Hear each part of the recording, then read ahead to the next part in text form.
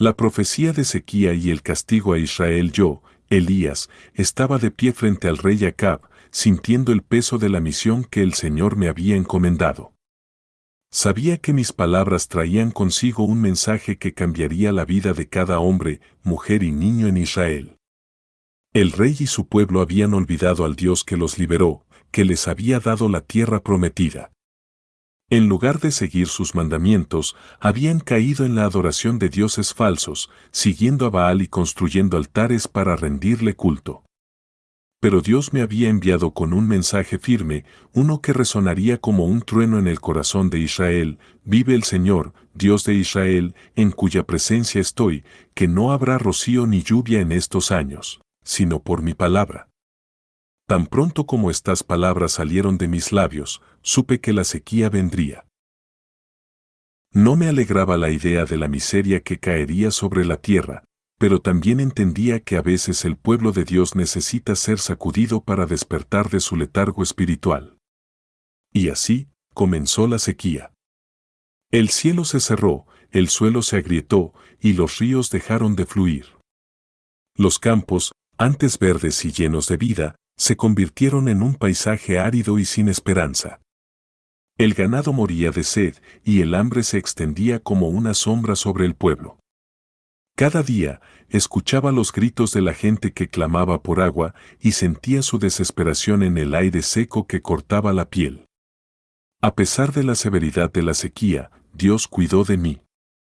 Me llevó a un arroyo solitario donde los cuervos me traían pan y carne cada mañana y cada tarde. Y cuando el arroyo se secó, el Señor me guió a una viuda en Sarepta, en una tierra extranjera, donde su mano milagrosa proveyó aceite y harina para sostenernos durante esos largos días de escasez. Yo sabía que Dios no me había abandonado, pero sentía la carga de su juicio sobre Israel. Cada día que pasaba, la tensión crecía. El pueblo murmuraba y buscaba culpables, mientras Acab y Jezabel se volvieron aún más hostiles, decididos a exterminar a cualquier profeta del Señor. Yo permanecía en silencio, observando, esperando. Sabía que Dios tenía un plan para este tiempo de sequía, que su mano firme traería un cambio. Y aunque el hambre y la sed golpeaban fuerte, en mi corazón llevaba la certeza de que el Señor tenía un propósito detrás de este sufrimiento. 3 años y medio de sequía, de tierra reseca, de cielos cerrados, y sin embargo, yo sabía que vendría el momento de la restauración. Lo que nadie sabía, ni siquiera yo, era cómo ese momento de cambio estaría lleno de fuego, de desafío y de la demostración del poder del Dios de Israel. Pero todo estaba a punto de comenzar, y el Monte Carmelo sería el escenario donde la verdad finalmente se revelaría. Después de más de 3 años de sequía, el Señor me habló de nuevo, esta vez con un mensaje que cambiaría el curso de la historia de Israel. Me dijo: ve y preséntate ante Acab, y yo enviaré lluvia sobre la tierra. Al escuchar estas palabras, un fuego se encendió en mi corazón. Sabía que el momento de confrontar la idolatría de Israel había llegado. No sería un enfrentamiento común, era una batalla entre el único Dios verdadero y los falsos dioses que el pueblo había abrazado. Así que me dirigí hacia el rey Acab, ese hombre que me llamaba perturbador de Israel porque había sido el mensajero de la sequía. Pero yo sabía que el verdadero perturbador era él, quien había llevado a la nación por un camino de adoración a Baal. En mi encuentro con Acab, le propuse un desafío que resonaría en toda la región: reunir a todo Israel en el Monte Carmelo junto a los 450 profetas de Baal. Sería un duelo espiritual para demostrar quién era el verdadero Dios. Al llegar al Monte Carmelo, vi cómo el pueblo se reunía, ansioso por ver qué ocurriría. Ellos estaban confundidos, atrapados entre dos creencias, pero yo quería mostrarles que no se puede servir a dos señores. Así que hablé ante todos ellos y dije: ¿hasta cuándo claudicaréis vosotros entre dos pensamientos? Si el Señor es Dios, seguidle, y si Baal, id en pos de él. El desafío era claro: los profetas de Baal y yo ofreceríamos un sacrificio, pero no pondríamos fuego sobre él. Invocaríamos a nuestros dioses, y aquel que respondiera enviando fuego desde el cielo sería reconocido como el verdadero Dios. Los profetas de Baal aceptaron y comenzaron a invocar a su Dios. Desde la mañana hasta el mediodía, clamaban, Baal, respóndenos. Gritaban, danzaban alrededor del altar, se cortaban con cuchillos para llamar su atención. Pero todo fue en vano, no hubo respuesta, no se oyó ninguna voz, no cayó fuego del cielo. La multitud observaba, y la tensión aumentaba con cada hora que pasaba sin que Baal diera señal alguna. Yo, por mi parte, me acerqué y los llamé, griten más fuerte. Tal vez Baal está meditando, o ha salido de viaje, o quizá está dormido y hay que despertarlo. Mi voz resonaba en el aire seco, y la frustración de los profetas de Baal se hacía cada vez más evidente. A medida que su desesperación crecía, se hacía más claro que Baal no era más que un ídolo vacío, incapaz de responder. Cuando la tarde llegó y el sol comenzaba a bajar, me acerqué al altar del Señor que había sido destruido y lo reconstruí con 12 piedras, una por cada tribu de Israel. Coloqué la leña, preparé el sacrificio y di una orden que parecía absurda para todos los presentes: llenen 4 cántaros de agua y viértanla sobre el sacrificio. Lo hicieron una y otra vez, hasta que el agua cubrió el altar y llenó la zanja alrededor. Nadie entendía por qué, pero yo sabía que cuando el fuego de Dios descendiera, no habría duda de su poder. Y ahí, frente a todo el pueblo, con los cielos aún cerrados y la sequía oprimiendo la tierra, me arrodillé y oré. Sabía que estaba a punto de presenciar algo que cambiaría el curso de una nación. La prueba que demostraría de una vez por todas quién era el Dios de Israel estaba por suceder, y nadie, ni siquiera yo, podía prever la magnitud de lo que estaba por desatarse. El momento había llegado. Me arrodillé frente al altar y levanté mis manos hacia el cielo, respirando el aire seco del monte Carmelo, rodeado de un silencio expectante. Todo Israel, Acab, los profetas de Baal y yo, esperábamos el desenlace. Con la voz firme y el corazón ardiendo de fe, elevé una oración a mi Dios: Señor, Dios de Abraham, de Isaac y de Israel, que todos sepan hoy que tú eres Dios en Israel, y que yo soy tu siervo y he hecho todas estas cosas por mandato tuyo. Respóndeme, Señor, respóndeme, para que este pueblo sepa que tú, Señor, eres Dios, y que tú haces volver a ti el corazón de ellos. Un silencio profundo cayó sobre el monte Carmelo. Todos contenían la respiración, esperando algún signo, algo que demostrara si lo que decía era cierto. Y entonces, sucedió. En un instante, un fuego intenso y abrasador cayó desde el cielo, impactando el altar con una fuerza que ninguno de nosotros había visto antes. Las llamas devoraron la leña, la carne del sacrificio, las piedras del altar, el polvo del suelo y hasta el agua que había llenado la zanja. Todo desapareció bajo la intensidad de aquel fuego celestial. El calor era sofocante, y el resplandor de las llamas iluminó los rostros asombrados del pueblo. La multitud, que hasta entonces había dudado, cayó de rodillas y gritó al unísono: El Señor, Él es Dios. El Señor, Él es Dios. El clamor de las voces resonaba en las colinas, y yo podía sentir en lo profundo de mi ser que el corazón de Israel estaba siendo sacudido. Los ojos que antes miraban con incredulidad ahora estaban llenos de asombro, y los murmullos de duda se convirtieron en alabanzas al Dios de sus antepasados. La escena era caótica. Los profetas de Baal, ahora despojados de toda su arrogancia, retrocedían, asustados por lo que acababan de presenciar. Sabían que su tiempo había llegado a su fin, que el Dios al que clamaron desesperadamente no tenía poder alguno frente al Señor, el único verdadero. Ordené que los apresaran, y ellos fueron llevados al arroyo de Cisón, donde enfrentaron el juicio de Dios por haber desviado al pueblo hacia la idolatría. Su destino estaba sellado, y yo sabía que esto marcaba el fin de una era de engaño y el comienzo de algo nuevo para Israel. pero mientras el aire aún olía a cenizas, sentía que mi tarea no había terminado.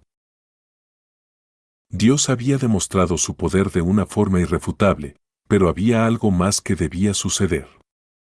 El cielo aún seguía sin nubes, la tierra seguía agrietada por la falta de agua y el pueblo aún necesitaba ver la restauración completa. Sabía que el siguiente paso no sería menos milagroso. Así que, con la certeza de que Dios aún no había dicho su última palabra, me dispuse a orar por la lluvia que pondría fin a esos años de sequía. El Monte Carmelo, que había sido escenario del juicio de Dios, ahora sería el lugar donde la esperanza renacería como un río. El sonido de la lluvia, el agua que el pueblo tanto ansiaba, estaba a punto de romper el silencio que la sequía había dejado. Pero para eso, tenía que arrodillarme y suplicar una vez más al Dios de los cielos, porque sabía que Él escucharía. Después de que el fuego de Dios cayera desde el cielo y consumiera el sacrificio, el Monte Carmelo seguía impregnado del olor a cenizas y del asombro de aquellos que habían presenciado el poder del Señor. Sin embargo, yo sabía que aún quedaba una última cosa por hacer: la tierra, reseca y agrietada, necesitaba la lluvia que había prometido. Sentí el viento seco rozar mi rostro y me dirigí a la cima del monte, llevando conmigo la esperanza de la restauración. Acab se retiró para comer y beber, pero yo me arrodillé en la cumbre del monte, con el rostro entre las rodillas, y empecé a orar. Cada palabra de mi oración era un clamor desde lo más profundo de mi alma. No era solo un ruego por la lluvia, era un llamado para que Dios mostrara su misericordia una vez más a un pueblo que había reconocido su error y que ahora esperaba una señal de su perdón. Después de un tiempo, envié a mi siervo: sube ahora y mira hacia el mar. Sus pasos resonaban mientras ascendía un poco más, hasta que lo vi detenerse y mirar el horizonte. La tensión llenaba el aire, y mis manos temblaban ligeramente mientras esperaba su respuesta. Regresó con el rostro decaído y me dijo: no hay nada. Pero yo no podía rendirme, sabía que la respuesta llegaría. Así que le dije: vuelve 7 veces. Y él fue, una y otra vez, mientras yo me mantenía orando con toda mi fe, con los ojos cerrados y el corazón anhelante. Cada vez que regresaba con la misma respuesta: no hay nada, sentía la tentación de desesperar, pero algo dentro de mí me decía que Dios cumpliría su promesa. Finalmente, en la 7ª vez, vi a mi siervo regresar con una expresión distinta. Tenía los ojos abiertos de par en par y su voz temblaba al decirme: he visto una nube, pequeña como la palma de una mano, que sube del mar. Mi corazón saltó de gozo. Esa pequeña nube, insignificante a los ojos de cualquiera, era la señal que había estado esperando. Sabía que lo que venía después sería un torrente de bendición, una lluvia que traería vida donde solo había habido muerte y sequedad. Sin perder un segundo, le envié un mensaje a Acab: prepara tu carro y desciende, para que la lluvia no te detenga. Aunque el cielo seguía despejado, yo veía algo que otros aún no podían ver. Mis palabras resonaban con la certeza de que Dios estaba a punto de cumplir lo que había prometido. Y mientras yo miraba hacia el horizonte, el viento empezó a soplar con una fuerza renovada, como si el cielo mismo estuviera respirando de nuevo. La pequeña nube comenzó a crecer, y antes de que nadie pudiera darse cuenta, el cielo se oscureció de nubes. La brisa seca se transformó en un viento que traía consigo el olor de la lluvia. Sentí las primeras gotas golpear mi rostro, y no pude evitar sonreír. Era el final de la sequía, la respuesta a mi oración. Era el Dios de Israel mostrándole a su pueblo que, aunque haya castigo, siempre hay un camino de regreso a su misericordia. La lluvia estaba por caer, y con ella, la esperanza y la vida regresarían a la tierra de Israel. La gran lluvia y la restauración de la abundancia. El viento comenzó a soplar con fuerza, y el cielo se oscureció rápidamente mientras una oleada de nubes se reunía sobre el Monte Carmelo. Sentí el peso de la humedad en el aire, el olor a tierra mojada mezclándose con el polvo de la sequía. Y entonces, como un torrente que había sido retenido por demasiado tiempo, la lluvia comenzó a caer. Primero, unas gotas, luego un aguacero tan poderoso que parecía que el cielo entero se estaba derramando sobre la tierra. Las primeras gotas golpearon el suelo reseco y crearon pequeños riachuelos que serpenteaban por las hendiduras de la tierra, y, en cuestión de minutos, la tierra se empapó como una esponja sedienta. Observé desde la cima del monte mientras las colinas grises y desoladas se transformaban ante mis ojos, bañadas por el agua que había sido negada durante años. Mi corazón se llenó de una mezcla de gratitud y asombro, sabiendo que esta lluvia no solo estaba devolviendo la vida a la tierra, sino también la esperanza al pueblo de Israel. Era como si el Señor estuviera extendiendo sus brazos sobre su pueblo una vez más, cubriendo las heridas abiertas por la sequía con una lluvia de misericordia. Y mientras la tormenta rugía, sentí la certeza de que todo el sufrimiento había tenido un propósito, recordar a Israel que solo el Señor puede abrir los cielos y derramar bendición. En medio de la lluvia, pude ver a Acab apresurándose a descender en su carro hacia Jezreel, intentando adelantarse a la tormenta. Pero Dios aún no había terminado de demostrar su poder. El Espíritu del Señor vino sobre mí, llenándome de una fuerza que nunca antes había experimentado. Así que, arremangué mis vestiduras y corrí delante del carro de Acab, a través del aguacero, hasta llegar a la entrada de Jezreel. Mis pies golpeaban el barro, y el agua me salpicaba el rostro, pero mi corazón latía con una alegría indescriptible. Sabía que la lluvia que caía no solo era agua para los campos y los animales, sino la confirmación de que Dios había escuchado nuestras oraciones y estaba restaurando a su pueblo. La lluvia cayó durante horas, y cada gota era como una caricia del cielo sobre la tierra herida de Israel. Ríos que se habían secado comenzaron a fluir con fuerza, los pozos volvieron a llenarse, y el sonido del agua se convirtió en música para los oídos de los que habían conocido solo el silencio de la sequía. Los rostros de los hombres, las mujeres y los niños se iluminaron con sonrisas mientras corrían bajo la lluvia, levantando las manos hacia el cielo, dejando que el agua empapara sus cuerpos, como si cada gota les lavara de la desesperanza acumulada durante esos años difíciles. Y mientras la tormenta continuaba, supe que este no era solo el final de la sequía física, sino el inicio de una nueva oportunidad para Israel.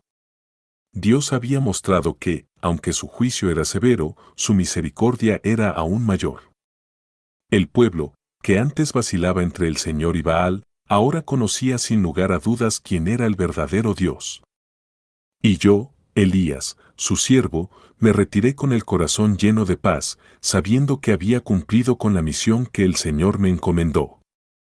La lluvia seguía cayendo, y con ella, la tierra se preparaba para una nueva temporada de cosechas, de abundancia y de agradecimiento.